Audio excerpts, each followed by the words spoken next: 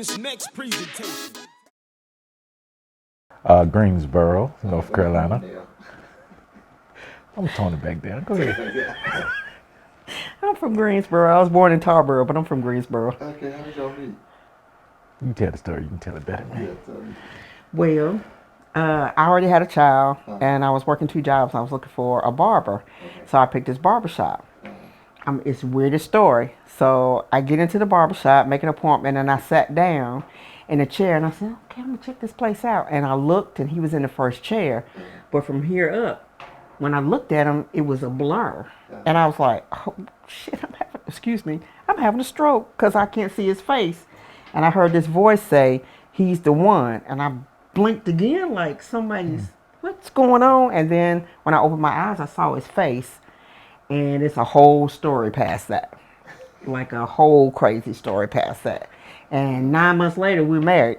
9 months later. 9 months later, we were married. Had a child a few months later after that. And we've been together ever since. 26 years. Lord, 26 years. Okay. That's crazy. It's crazy. Now, how did y'all get to Gastonia? I was working for an assisted living, and they weren't treating the company that overtook our company was not treating the residents right. So I quit without a job. Okay. So as I was looking for a job, this job in Gastonia came up where I am now. And when they offered me the job, I said, John. Well, you messed up. I messed up. We was going to Boston first. Okay. That's true. We was going to Y'all Boston. relocated to Boston. We was relocating to Boston. Okay. I didn't get the job. So I wasn't what really happened. feeling Boston, but we was relocating to Boston. Then So I guess you can say God led us down to Gastonia, and I've been here ever since. Now, did either one of you all have any background, and did y'all ever dance out, take any class anywhere, do anything? You did? Okay. I didn't take any classes, but I was always out dancing. Okay. Always. never. Our first date was he took me dancing. He never took me dancing again. Okay, so just your regular, just sad type thing, just dance. Okay. That's cool. Now, so how did you find out about the dance culture here? I found out about it ear hustling from the barber that was cutting your hair. And I said, that sounds like where I need to get to.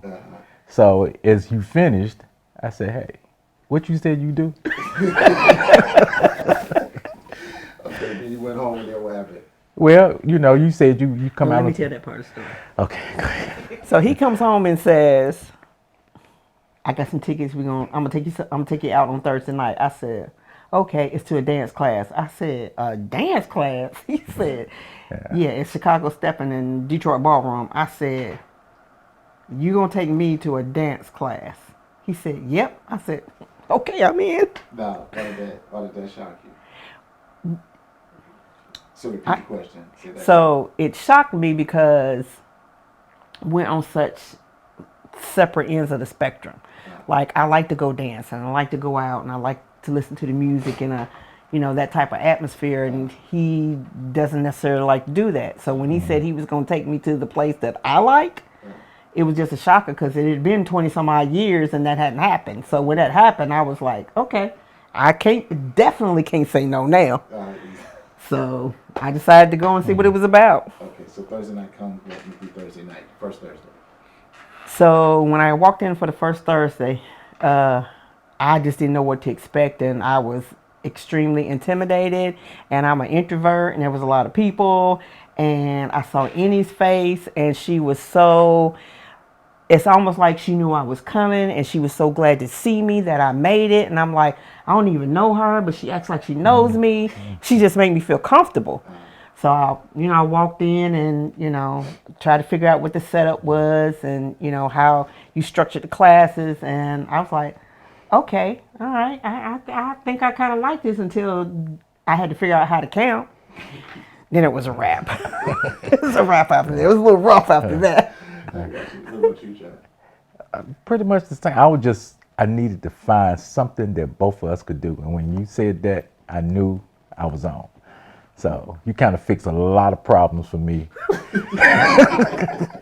with a Thursday night class. Okay, so now let's say after the class, what were you thinking? Well, So repeat the question after the class. so after the class, there were lots of conversations in the car from Charlotte on the way back to Greece and on the way back to Gastonia, just about, leading and following. And we were putting that same concept into our marriage, and we were having those. I mean, we had some really deep, intense conversations about leading and following, and why it was so hard for me to follow, and him leading, and just how that little small thing, which was a big thing about dance, incorporated into our marriage, and just I think, and you better agree, that it just opened up more dialogue for us and just helped our communication a lot. I concur. Okay, so our experience with purple. Okay, so you go. Well, my experience with Purple is almost like a ministry organization, because I'm accustomed to dealing with, different types of, ministerial organizations. And it's organized that way. Okay. So it's easy to flow. You can find your space Okay. where you need to flow, in the organization. So my experience with purple is, and this is because I'm always talking about purple, and I'm always trying to get people to come to Thursday night class, and I always say it is such a family, community oriented space. Like I always say, they cook food, and it's good food, and it's healthy food, and you get to practice after the classes, and the instructors come up to you and they encourage you to practice what you just learned, and it's just a very welcoming atmosphere, and so I'm always trying to get people to come. Okay. And I can say, in the 4 years we've been coming out, even in traveling, I have never seen an incident, like a serious fight or disagreement. Not that they may not happen somewhere, but I haven't seen one, ever out, when we was dancing. So. And you are connected with people across the country, right? Yeah, I've heard of one, but I've never So seen. you've connected with people. Yes, all over the country. So Yeah. I've connected with people. We You through have to say that. traveling, we dancing. Oh. Just say through traveling. Yeah. Through traveling, we have connected. I have connected with people, all over the country, and I have never seen any kind of incident. It's always a family, reunion. I think a lot of times when I'm talking about this dance, because everybody at my job knows, oh, it's Thursday night, I know where you're going. Yep, you know exactly where I'm going. I'm not missing my Thursday night class. But I tell people that if you get into this dance community, you can find anything to do across the country. There is always some kind of weekend class, something where you can get involved in dancing, meeting people, just having a different experience and enjoying yourself. So Now, my experience with Pate. Okay. So my experience with PAPE is, What is Pate? What is Pate to you? Say. okay, so what PAPE is to me, do I need to say what PAPE, what stands for? No, not say. Okay. So what PAPE is to me is a challenge for the introvert side of myself. And to practice a routine and dance steps and just the discipline it takes to do it, because you can't just come to the practices that you schedule. You got to practice outside of those practices so you don't embarrass yourself or the PAPE organization. You don't want to do that. What about you, Joe? Well, PAPE is, for me, it has totally challenged every fiber in me, to from going from no dancing to performing. So I'm way out the box. Okay. Okay. And has Purple or the dance, getting into this dance community, how's it affected your marriage? So just being a part of Purple, and so how being a part of PAPE and Purple Charlotte Steppers has affected our marriage is we communicate a lot better. I have to learn how to listen to him. He has to learn how to listen to me. We just got to the point where we could dance together, and we wasn't wrestling each other all the time. So, and just the intense conversations about just leadership and marriage and family and what we really want together and what we want to do in the second phase of our marriage. Many, probably 90% of those conversations came out of something that we learned during dance class or in conversations with you all or coming over here to practice. So we just talk a lot better. Our communication's a lot better. Yeah. What about you, Jack? What was that question so I can repeat it? How's purple affected my marriage? Purple has affected my marriage. I learned one important thing. We was dancing one night, and not me and you. Well, we was in class, and you made a great statement, like you trying to do a move or something, and if the lady resists or go to a different way or something happen, just let go. Mm-hmm. So I practice that in marriage too. When I pull or push and I get some resistance, I just let it go. Gotcha. Let that go. Go to the next move. Okay. And what are your kids saying about you all dancing? So what our kids are saying about our dance is not as much for me. They can't believe it with this person. They're like, I don't even know who he is. Oh yeah. They're still shocked. They're still shocked.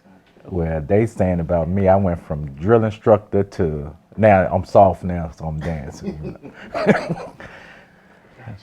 But you gotta take into consideration too his, I don't want to say disability, but his medical status. For him to be able to dance and feel confident about dance and perform is huge.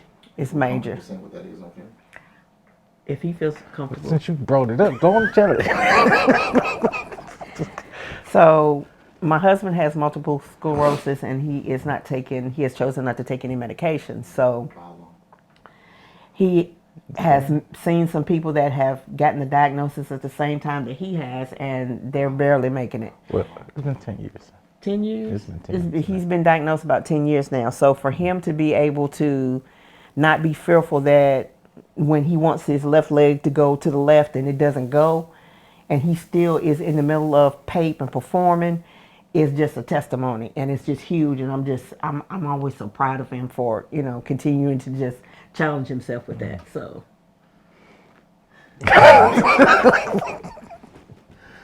Well, do you think staying active with dancing helps with that? Oh, definitely. Staying active with dance definitely helps with the multiple sclerosis. I just learned in a doctor's appointment that she was asking me, "Are you stretching?" And I was like, "I've been stretching a lot here lately." So stretching actually help, fires your central nervous system, especially when when you're stretching your legs and your hips. So I guess I'm gonna keep working on the thinker. There you go. And just anything else you want to say? I'm just appreciative that he was reckless ear hustling. I'm just appreciative. This has been just the best thing that has happened to us in a long time, and I just look forward to Thursday, and thank God we got our Thursdays back. I'm just happy to have my Thursdays back. Okay, so I guess maybe some of the challenges for myself with but purple is I realized that I might be a little more jealous than I thought I should be. And it's just something that I'm working on, and that is another part that it creates a level of trust between us. I gotta be able to trust him. He's got to be able to trust me too. So.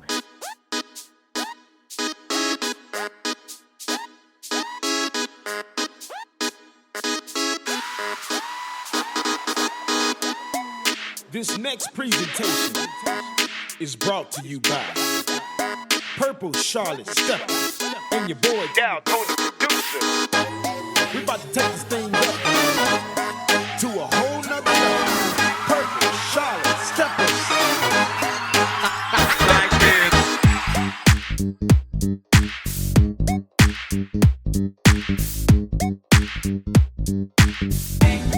Dow Tony Producer.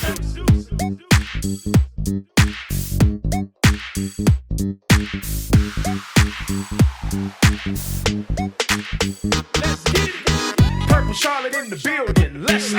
We about to crank this thing up one time. Purple Charlotte in the building, let's go. We about to crank this thing up one time. Purple Charlotte in the building, let's go. We about to crank this thing up one time. Purple Charlotte in the building.